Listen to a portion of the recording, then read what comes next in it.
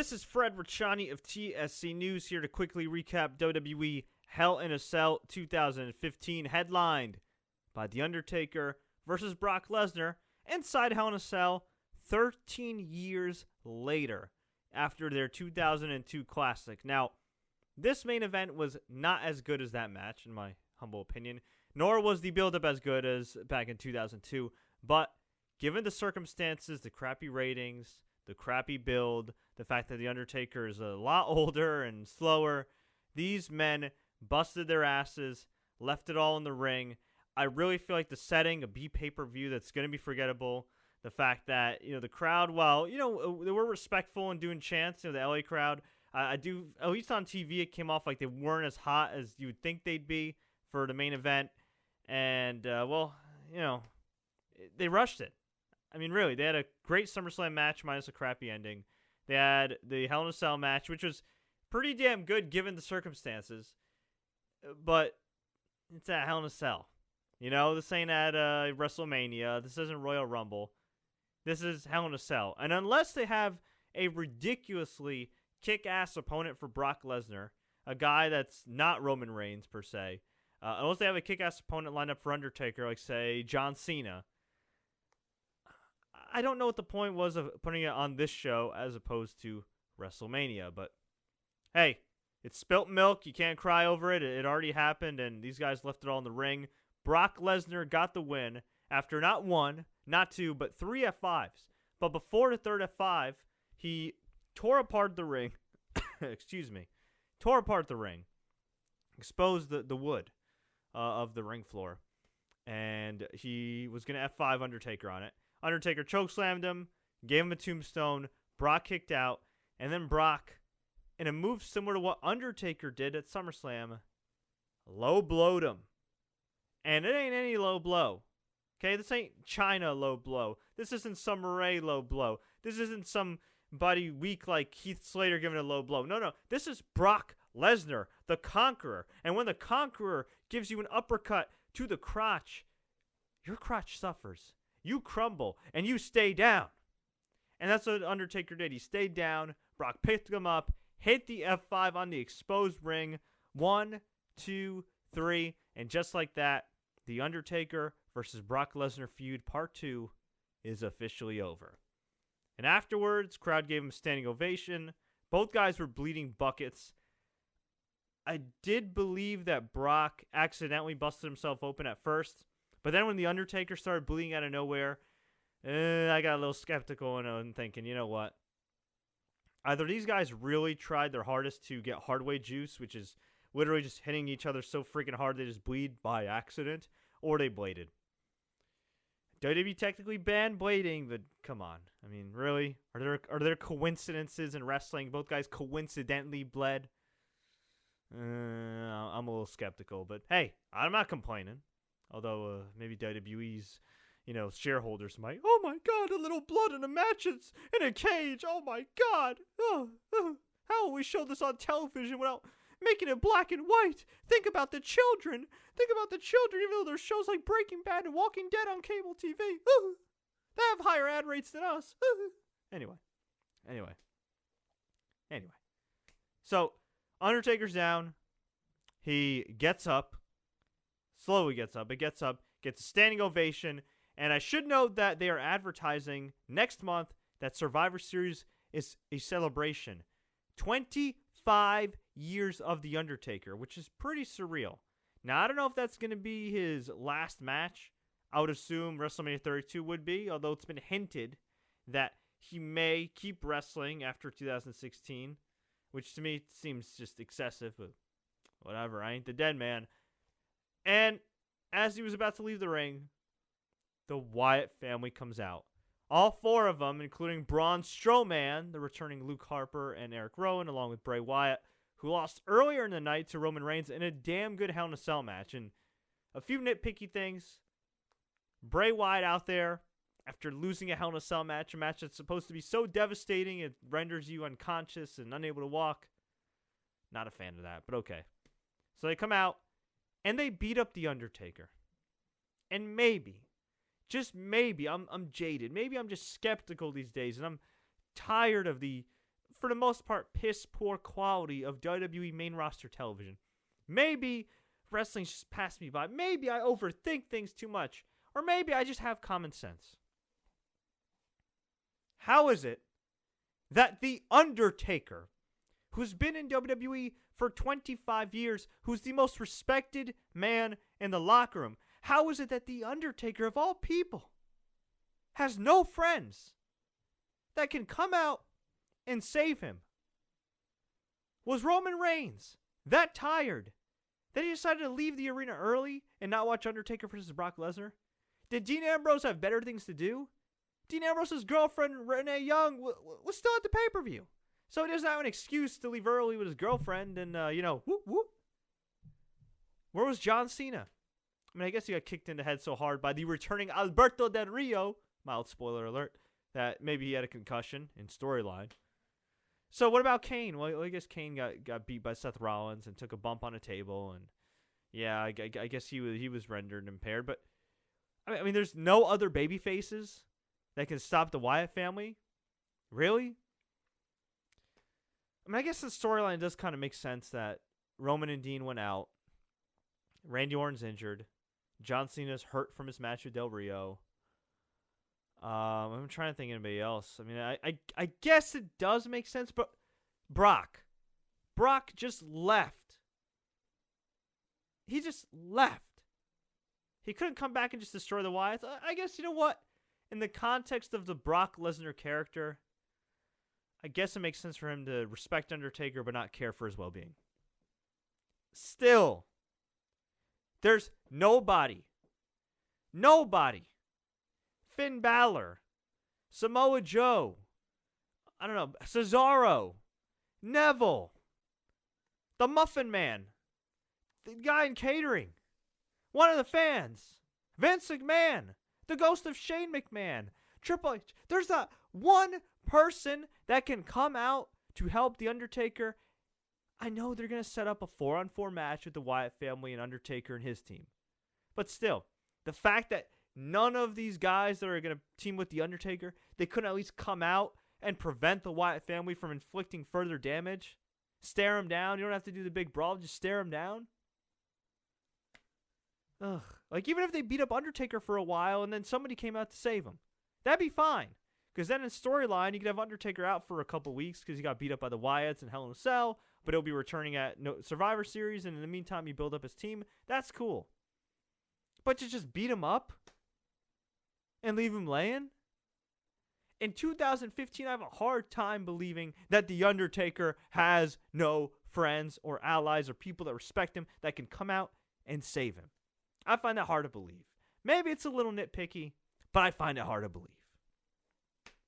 That's just me. Anyway, good main event. They worked really hard. You might even want to call it a great main event given the fact that these two busted their asses, but I just feel like it was the time, the place, and the crowd a little bit really did hurt this match to an extent. I really do feel that way. Also, the show kind of dragged on leading up into the main event. I mean, Kane and Rollins is okay. Crowd wasn't too hot for it. Rollins got the win after powerbombing Kane on a table, which didn't break, by the way. And then he kneed him in the face a couple times, the flying knees, hit the pedigree, 1, 2, 3. Corporate Kane's no more, and, well, I don't really care. Although, in the back of my mind, I was thinking Kane was going to win. Because Seth's title reign's been so bad, why not end it with Kane winning? Why not have it be the worst possible ending with Kane beating him for the title? It could still happen.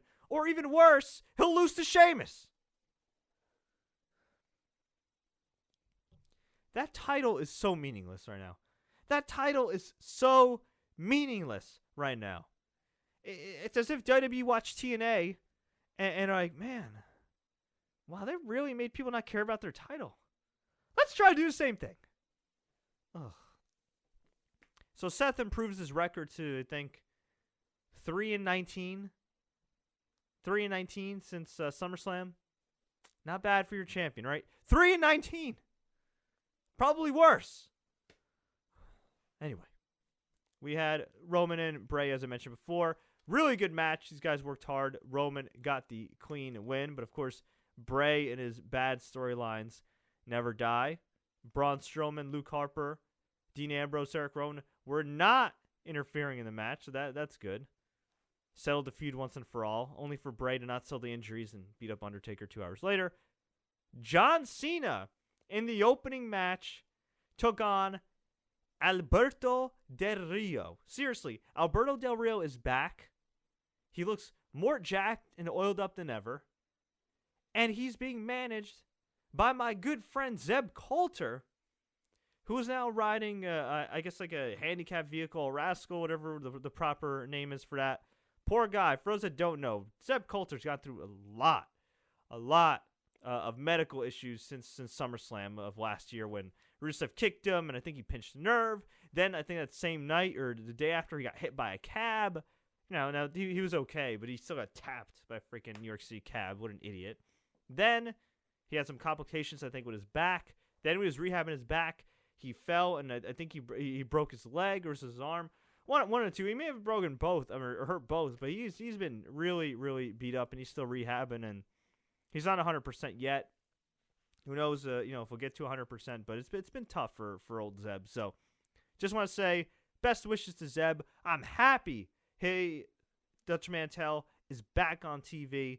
One of the great minds in wrestling, and while I am happy to see him back on TV, I do personally feel like that he'd be better suited for a role in NXT, because this is a guy that mentored countless people in TNA long before TNA. I mean, he mentored guys like, I forgot what his name is in Lucha Underground now, but Macias. I don't know what the hell his name is. Mil Muertes. He mentored Mil Muertes, I believe, in Puerto Rico, if I'm not mistaken. Also mentored the likes of Abyss, countless TNA knockouts. Mentored Steve Austin early in his career. I think he even gave him the name Steve Austin. He mentored Undertaker, Kane, JBL, just so many people. And he's a great promo, too. I mean, he's the perfect guy, I think, to take over Dusty Rhodes' old role of teaching wrestlers how to cut promos in NXT. He's tremendous. Maybe that'll happen. Hopefully. But I'm happy to see him back on TV. Happy to see Alberto Del Rio back, but I don't know if AAA and Lucha Underground are, because rumor has it that Alberto, well, it's not really a rumor. Alberto pretty much expressed his disdain for Lucha Underground on Twitter. He essentially all but said, like, I'm not going to be on season 2. Maybe he outright said that. And, he seemed to be doing all right with AAA, and you'd expect to given Lucha Underground and AAA are essentially sister promotions that, hey, you know what? If Alberto's doing well in AAA, maybe he'll eventually make his way back to Lucha Underground. Who knows? But then some weird behavior's been occurring the last few months. No showing, disappearing, and okay, he's missing a few indie dates here and there. Whatever, no big deal. But here he is, currently the AAA Mega Heavyweight Champion. If you don't know what AAA is, it's the biggest promotion in Mexico right now, besides, of course, WWE and whenever they tour there, and CMLL. And he showed up tonight, took on John Cena, beat John Cena abruptly in a slightly above average match with a kick to the head, and won the U.S. title. But he's still the AAA champion. So, I'm happy for the guy. I'm happy to see him back. He's a guy that WWE could really use right now because he's bilingual, and they have one more chance with him right now to make him that next big Hispanic star. He was a pretty big star for them, but he never kind of got up to that, I'd say, that Eddie Guerrero, Rey Mysterio level, and he may never get to that level, but this is their opportunity to do it again. He pinned John Cena clean. It's a little weird he's aligned with Zeb Coulter, but I guess, they wanted to throw you off there. And I guess, well, I am happy for him. I'm wondering, what's the real story between him and AAA? Is Alberto Del Rio, Alberto Rodriguez, the man behind the character, really kind of a dirty businessman? A guy that no shows, a guy that, just, you got to look out for yourself in this business, but, did he really screw over AAA? Or did AAA, for some inexplicable reason in 2015, not do their due diligence and let him walk? I guess the story's going to come out eventually. I guess we'll know more about it very soon. But hey, Alberto Del Rio's back. He looks great. Hopefully they don't screw it up. And yes, he beat John Cena cleaner than a sheet, covered in Purell. insanity. It's just crazy. Now, if only they did that back in 2011 when he was getting over. Oh wait. What did they do? Oh, yeah, they had John Cena beat him via submission 1 month into his first WWE title reign. Yeah, that didn't work out so well.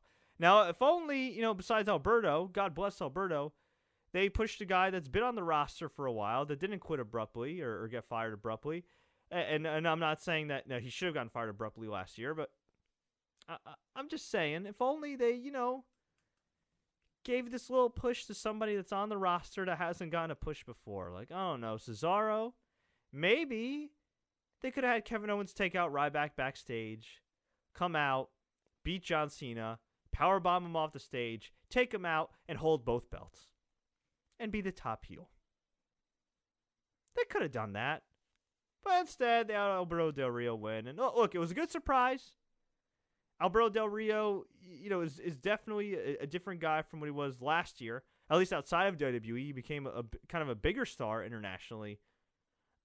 But hold your horses if you think that he's going to be the same Alberto El Patron that he was outside of WWE. Because what was the catalyst for him getting over in Mexico most recently?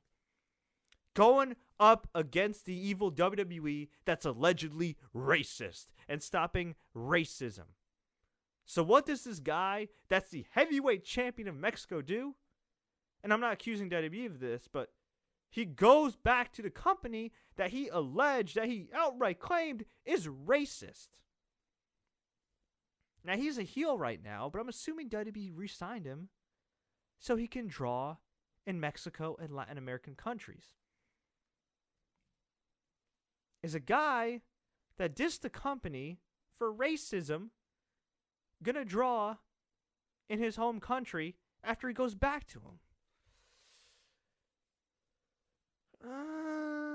I don't blame him. I mean, Vince McMahon can pay him the most out of any of these promoters, but I'm just looking at it from a business standpoint, from a promotional standpoint. Also, for whatever reason, WWE has a knack for taking the bloom off the rose of every cool character they get or every fresh character they get. So I'm wondering, are they really going to protect Alberto Del Rio after he freaking beat John Cena clean? Or is he going to get the Kevin Owens treatment where he's kind of protected, but he trades wins and losses, and he becomes what most guys are right now on Raw, an upper mid-carder? We shall see. But it's something to think about, kids. We had Charlotte in a really sloppy-ass match beat Nikki Bella. Nikki Bella was a damn good heel in this match.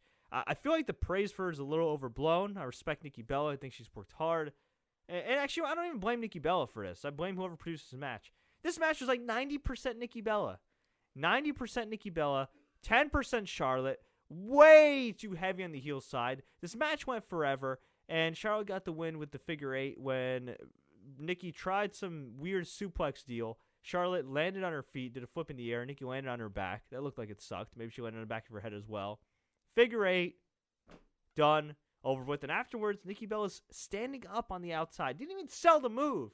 I guess somebody has to take the Super Cena role while John's gone on hiatus. And for those that don't know, John Cena is going to be on hiatus for a couple months, either due to personal reasons or other reasons. But hey, he deserves it. Been working his ass off, especially this year. We had Kevin Owens beat Ryback. It was a match. We had the Dudleys beat Team 3D. This was a match. Xavier Woods was taken out in storyline, but in reality, he's getting married or got married this weekend. So congratulations to Xavier Woods, who I think is an awesome personality. I'm trying to see if I missed anything else that was remotely important here. I think there was there a pre-show match? Yeah, there was a pre-show match. Oh, I believe Ziggler, Neville, and Cesaro beat Sheamus, Rusev, and King Barrett. It was okay. It was whatever. So overall, I mean, a decent pay-per-view. You know, I personally had trouble getting into it. I really did. You know, maybe my opinion differs from others, but I thought Kane and Rollins was okay. Not great. I thought Charlotte versus Nikki was, I don't know. A lot of people were praising it. I thought Nikki's performance was really good, but you know what? I think the crowd heard it. And I think Charlotte is just really sloppy. And you can make the argument that even though she's been booked better in her career than Nikki Bella, that she's not a better worker than Nikki Bella. So I don't know if it's fair for me to blame Nikki Bella for me not liking this match. I think it's just I think it's just a crowd. I think it's just the fact I'm tired of Nikki Bella. The Bella's in the title picture. And the fact that, frankly, I like Charlotte. I'm happy for her success. God bless her. But frankly, compared to Sasha Banks and Becky Lynch, she probably doesn't belong in there right now. Not saying she doesn't belong in the main roster, but it should really be Sasha Banks and Becky Lynch getting the spotlight. Just my opinion. The other matches, it was a good show. Thought that was a good show. Not a great show. Did it get me excited for the next month of programming? Not really. Not really. Because I know Brock's going to be gone for a while, and while Undertaker's going to be wrestling a Survivor Series, unless they get some all-star teammates, I don't think there's anything to be too excited for. But, folks, I want to hear from you. What did you think about Survivor Series? Hell in a Cell. What do you think about Survivor Series coming up? Also, have you subscribed to my new YouTube channel, TSC Gaming? If you haven't, all you got to do is go on youtube.com/TSC Gaming. Please click the subscribe button. I'll tell you why. If you want to see my in-depth WWE 2K16 review coming up this week, please subscribe to that channel, because that's the channel it's going to be on. If you want to see an in-depth review of Halo 5 Guardians premiering 3 a.m. Eastern Standard Time tonight, or technically this morning, subscribe to TSC Gaming. And if you want to see a lot of the new content I'm producing, please subscribe to TSC Gaming. It's a fun project for me. Frankly, this video game season the last couple months and these next couple months has been a lot more fun than pro wrestling, at least when it comes to covering WWE. That being said, I'll still be doing some content here for TSC News, but just been very, very busy for those asking. I was also working marketing, and it's Black Friday, holiday season, and it's a very busy time of the year. Busy time of the year with video games, and wrestling's kind of been blah as of late in regards to WWE. So I've been spread a little thin. I appreciate your patience. I appreciate your support. If you enjoyed this video, please click the like button. Please share this with all your friends. Please subscribe to TSC News for all the latest video blogs, news updates, in-depth interviews, and much, much more. I'm going to have a special History of Survivor Series feature coming up in November. Not sure what the exact format's going to be like, but I think you guys will definitely dig it. Subscribe to TSC Gaming for in-depth gaming reviews, playthroughs, walkthroughs, video blogs, much, much more. And if you want to follow us in podcast form, if you want to listen to us via audio, maybe you have a data plan, you're trying to keep your data down, whatever you want to do, you can subscribe to soundcloud.com/TSC News and just download our podcast directly. So before Sky has a long commute to her college, she could download one of my podcasts, listen to it on her phone, listen to it on a tablet, whatever. We got you covered. You also follow us on Twitter at Sports Courier, at TSC News on Instagram. Until next time, everybody, woo! As always, enjoy the matches and follow the buzzards.